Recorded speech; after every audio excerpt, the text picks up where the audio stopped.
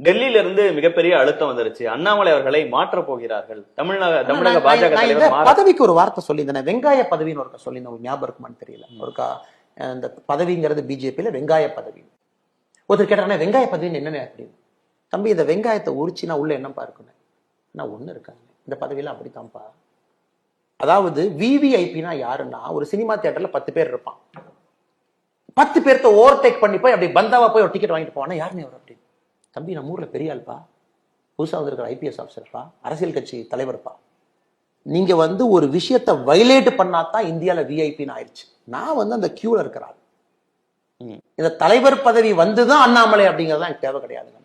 அண்ணாமலை எங்கிருந்தாலும் தனித்தன்மையா தான் செயல்படும். என்னோட யூஎஸ்பி அதான். அண்ணாமலையை தலைவரா போடும் பொழுதே பிஜேபி இருக்கிறவங்க எல்லாத்துக்குமே தெரியும், this is what you get. Annamalai இப்படித்தான் இருப்பான், இப்படித்தான் பேசுவான், இப்படித்தான் அரசியல் செய்வான், இப்படித்தான் இருப்பான். உங்களோட பாலிடிக்ஸ்க்கு டெல்லியில இருந்து முழு ஆதரவு இருக்கான்னு கேட்கிறேன் சார். ஏன்னா தொடர்ந்து சொல்றது மாற்ற போறாங்க, அவரை கொஞ்சம் சைட்லைன் பண்றாங்க. எந்த அளவுக்கு ஒரு தமிழகத்துல அரசியல் புரிதல் இருக்குன்னு தான் நான் பாக்குறேன். இன்னைக்கும் நான் சொல்றேன்னா, தலைவர் அப்படிங்கிற வார்த்தை என்னை எப்பொழுதும் டிஃபைன் பண்ணாது. I am beyond it. தலைவருங்கிறது பேப்பர்ல யாரோ தலைவர் அண்ணாமலைன்னு போட்டு ஒரு கையெழுத்து போட்டு ஆத்தரைஸ் பண்ணிட்டு, அதெல்லாம் பேப்பர். அது ஆங்கிலத்தில் ரொம்ப அருமையா சொல்லுவாங்க, டிஃபேக்டோ டிஜோர்னு 2 வார்த்தை சொல்லுவாங்க. ஒரு கிளாஸ் ரூம்ல 10 பேர் இருப்பான், கிளாஸ் லீடர் ஒருத்தர் இருப்பான். கிளாஸ் லீடர் யார் போட்டிருப்பாங்கன்னா, ஸ்கூல் டீச்சர் போட்டு